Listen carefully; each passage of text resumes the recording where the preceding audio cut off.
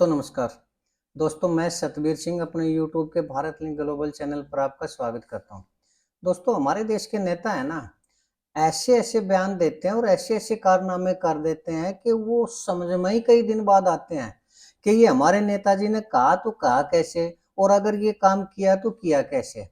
तो अब वो तो कर देते हैं लेकिन बाद में सोचना पड़ता है कि कैसे हो सकता है, ये तो संभव ही नहीं है, लेकिन नेता हैं कि कर देते हैं। अब अगर बयानों की बात करें तो कई दिन पहले ये हमारे रॉबर्ट वाड्रा जी थे, उन्होंने कहा था कि जो हमारे पाकिस्तानी भाई है ना, इनको पता चल गया था कि हिंदुस्तान में मुसलमानों के साथ, हमारे मुसलमान भाइयों के साथ हिंदू अत्याचार कर रहे हैं, इसलिए उन्होंने आके ना यार 25 हिंदुओं को मार दिया।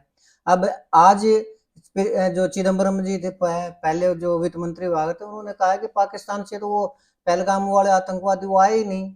सरकार झूठ बोल रही है कि पाकिस्तानी आतंकवादी थे। अब पता नहीं पाकिस्तान से उनका इतना प्रेम है या फिर इस देश से इतनी नफरत है। चलिए खैर हमारा आज का ये विषय नहीं है। और एक बीजेपी के नेता भी हुआ करते, पहलगाम हमले पे उन्होंने, रामचंद्र जांगड़ा होते हैं, हरियाणा से राज्यसभा के सांसद है, उन्होंने कहा कि हमारे देश की जो औरतें हैं ना वो कायर हैं। अगर पहलगाम हमला होता ही नहीं, अगर वो औरतें हैं ना उनको उनकी ठुकाई कर देती, उनके AK-47 छीन लेती और उन्हीं को मार देती, तो अब ये कई दिन तक तो यही मेरी समझ में नहीं आया कि एक आम गृहिणी औरत है वो कैसे एक कमांडो से लड़ सकती है, जो सिर्फ अपने बच्चों की परवरिश के अलावा उसने अपने परिवार की सेवा के अलावा कुछ सोचा ही नहीं। वो कैसे कमांडो से लड़ सकती है, किस तरह उससे फाइट कर सकती है, मुकाबला कर सकती है और उसकी AK-47 उसके हाथों से छीन सकती है। लेकिन नेताजी थे तो जो थे उन्होंने बयान दे दिया। अब दोस्तों एक ऐसा एक कारनामे की बात जहाँ तक आती है कि कारनामा हुआ है और एक ऐसा कारनामा है कि वो किया तो है जिला सत्र के एक नेता ने, बीजेपी के नेता ने, लेकिन उसमें मोदी जी का पूरा देश हैरान है कि इन्होंने ये कर कैसे दिया। ये मोदी जी को भी समझ में नहीं आ रही कि इतने इंटेलिजेंट बीजेपी में नेता हैं तो फिर मेरी क्या जरूरत है। तो दोस्तों वो कारनामा क्या है वो मैं आपको बताऊंगा और किस नेता ने किया है वो भी बताऊंगा। एक दरअसल दोस्तों नौकरी जो होती है ना, उसमें कई बार ये सवाल आता है कि देश का सबसे बड़ा नौकर कौन है, यानी देश के सबसे बड़े नौकरी को क्या बोलते हैं, उसका पद क्या होता है देश के सबसे बड़े नौकर का। अगर लोकतंत्र में हम चुनाव की प्रक्रिया की बात करें तो उसमें जो नेता होता है वो तो या तो प्रधानमंत्री होता है या राष्ट्रपति होता है, लेकिन नौकरशाही के अंदर भी एक सर्वोच्च पद होता है और उस पद का नाम होता है chief principal secretary of India.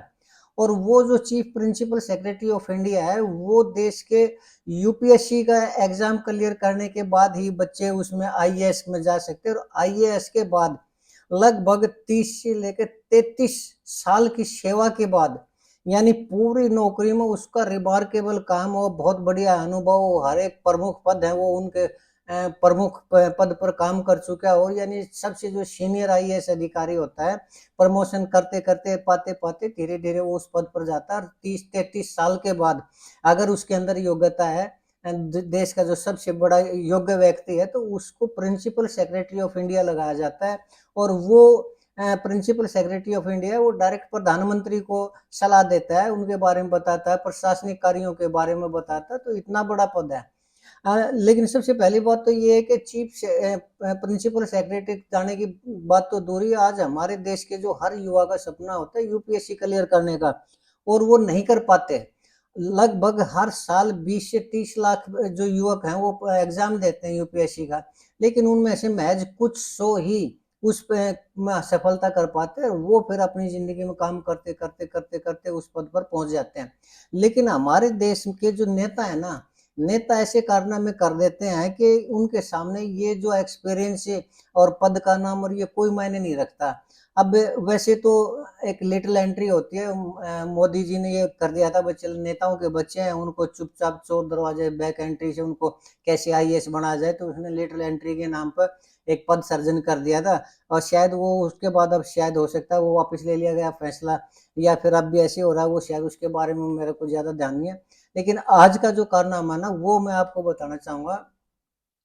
एक जिला अध्यक्ष हैं बीजेपी के और रोहतक की जिला अध्यक्ष हैं, नाम नहीं लेता मैं, तो उन्होंने ये सोचा कि एक तो सरकार पहले ही नौकरी नहीं दे रही और जो बच्चों के जो सपने हैं वो बहुत बड़े होते हैं, तो कैसे सपनों को पूरा किया जाए। उनमें कम से कम अगर वो नौकरी हासिल नहीं कर पाते तो उस पद की फीलिंग तो हो कम से कम।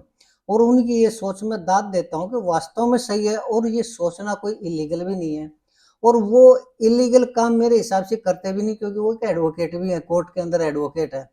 तो उन्होंने सोचा कि कुछ ऐसा किया जाए कि देश के युवाओं को एक नया मार्गदर्शन मिले, नई उनको फीलिंग मिले। तो उन्होंने अपने जिला अध्यक्ष के संगठन में 2 नए पद सृजित कर दिए, और वो कर दिया, पहला तो कर दिया चीफ प्रिंसिपल सेक्रेटरी, और दूसरा पद कर दिया प्रिंसिपल सेक्रेटरी। यानी उस पद के आगे लगा दिया कि chief principal secretary of district president, और फिर लगा दिया principal secretary to district president BJP. तो कहने का मतलब ये है कि पहली बात तो ये है कि ये बीजेपी के संगठनात्मक स्ट्रक्चर के अंदर, उस ढांचे के अंदर कहीं पर भी ये पद नहीं है। अब लेकिन वकील तो वकील होते हैं, और वो भी जिले का जो सबसे बड़ा जो पद होता है यानी जिलाध्यक्ष होता है, उसने तो ये सोचना था तो सोच लिया, और उन्होंने ये अपॉइंटमेंट कर दी। यानी 2 ऐसे अपने सहायकों को लगा लीजिए, सेवकों को लगा लीजिए, या बीजेपी के कार्यकर्ता उनको लगा लीजिए, उनको बना दिया, एक को बना दिया प्रिंसिपल सेक्रेटरी और एक को बना दिया चीफ प्रिंसिपल सेक्रेटरी। तो जैसी ये बात मीडिया में आई, हर कोई हैरान है, यानी बीजेपी भी हैरान है इस चीज से कि इतने बड़े पद को इतना हल्के में कैसे लिया जा सकता है कि chief principal secretary of district president, यानी देश का जो सबसे बड़ा नौकरशाह है, उस पद को एक डिस्ट्रिक्ट प्रेसिडेंट का सहायक यानी उसका ये समझ में नहीं आती। अगर उनके दिमाग में आई तो आई कैसे, और जब उनके दिमाग में ये बात आई गई है या आ चुकी थी, तो मैं ये समझता हूँ कि उन्हें थोड़ा और बड़ा सोचना चाहिए था।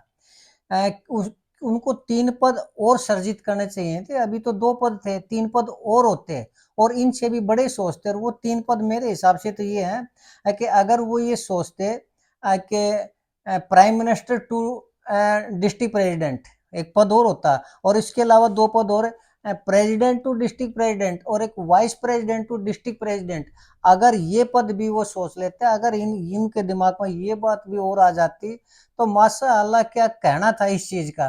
क्योंकि जब उन्होंने इतना बड़ा सोच लिया था तो थोड़ा और बड़ा सोच लेते। लेकिन मुझे लगता है कि वो डिस्ट्रिक्ट के लेवल के नेता हैं, शायद स्टेट या नेशनल लेवल के नेता नहीं है, इसलिए शायद इतना बड़ा सोच नहीं पाए। और लेकिन अगर देखा जाए तो टेक्निकल रूप से दोस्तों, प्रेसिडेंट ऑफ इंडिया और प्राइम मिनिस्टर ऑफ इंडिया और वाइस प्रेसिडेंट ऑफ इंडिया ये ऐसे पद हैं जिनके बारे में न तो इस तरह की बात सोची जा सकती है और न इस तरह का उनका मजाक उड़ाया जा सकता है। लेकिन जब एक आदमी ने, पद तो ये भी नहीं है chief principal secretary of India, ये पद भी ऐसे नहीं है कि इनको इतने हल्के में लिया जाए। लेकिन जब उन्होंने ले ही लिया है तो ये 3 पद और वो कर लेते, सर्जित कर लेते। कितनी बड़ी बात होती, दुनिया में उनका नाम होता, तहलका हो जाता जब ये 3 पद अगर और वे कर लेते कि प्रेसिडेंट टू डिस्ट्रिक्ट प्रेसिडेंट, कितना शानदार नाम है। Vice president to district president, कितना बढ़िया नाम है। और उससे भी बड़ी बात यह है कि prime minister to district president. अब ये देखिए, जिनको वो ये पद देते, वो तो मेरे तो हिसाब में दुनिया उनका तो जीवन सफल हो जाता। रोजाना वो ये सोचते, वाह मैं प्राइम मिनिस्टर हूँ, ये कौन कहता आगे मैं डिस्ट्रिक्ट प्रेसिडेंट का प्राइम मिनिस्टर हूँ। और वो कोई सोचता आगे मैं प्रेसिडेंट हूँ। और मेरे तो हिसाब में अगर वाइस प्रेसिडेंट की अगर उनको पदवी देनी चाहिए थी, तो वो आजकल ये अपने जगदीप धनखड़ जी हैं, इन्होंने पद छोड़ दिया है, दोबारा से उन्हीं की अपॉइंटमेंट कर देते। वो भी खुश है और ये भी खुश है। और सबसे बड़ी बात ये थी, कभी इनका अगर धमकाने का या डांट मारने का मूड होता है तो उन पर डांट भी मार देते हैं। अब दोस्तों क्या कहूँ इसके बारे में, कैसे कहूँ, ये तो समझ से ही परे है कि ऐसे नामों का कैसे प्रयोग किया गया। और जब इतना बड़े नामों का प्रयोग किया गया तो और नामों का प्रयोग भी कर लेना चाहिए था उनको। इस चीज को छोड़ के ने आके इनका तकनीकी रूप से इन पदों का उपयोग किया जा सकता है या नहीं किया जा सकता, इन पदों को इस तरह का इस्तेमाल हो सकता है या नहीं हो सकता। जब उन्होंने इन 2 पदों के बारे में नहीं सोचा तो 3 के बारे में भी नहीं सोचते। खैर चलिए दोस्तों, ये उनकी अपनी सोच है, लेकिन सोच कमाल की है, ये मैं जरूर कहूँ। और उन्होंने एक नई राह दिखाई है। और मेरे तो हिसाब में अब 2 बच्चे हैं जो उनको इतना बड़ा पद दिया गया, तो 3 बच्चों को और दिया जाता। तो इस तरह से आज एक डिस्ट्रिक्ट प्रेसिडेंट करता, कल को दूसरा डिस्ट्रिक्ट प्रेसिडेंट करता। सोचिए कितने डिस्ट्रिक्ट प्रेसिडेंट हैं, कितने डिस्ट्रिक्ट हैं उसके अंदर, शायद 4000 या कुछ ऐसे डिस्ट्रिक्ट हैं पूरे हिंदुस्तान में। अब 4000 बच्चों को ये पद दिए जाते तो दुनिया में, मैं तो सोचता हूँ वास्तव में आज ही दुनिया भारत को विश्व गुरु मान लेती।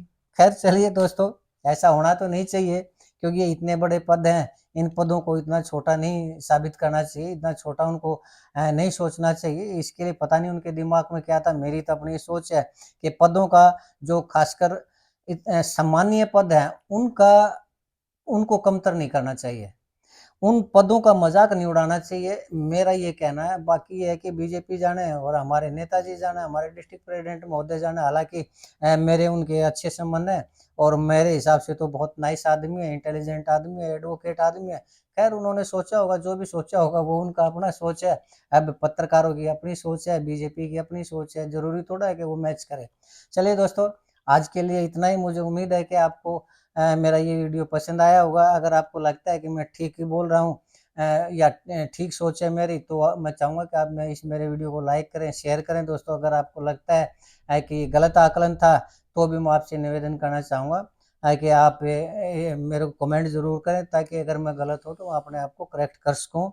और अगर ये जो पद थे, इनके पद के बारे में हमारा किसी तरह कोई मजाक उड़ाने का या इसका कोई मकसद नहीं था, लेकिन परिस्थितियाँ ही ऐसी हो चुकी थी और क्रिएट हो चुकी थी कि इनके बारे में कहना कहना पड़ा।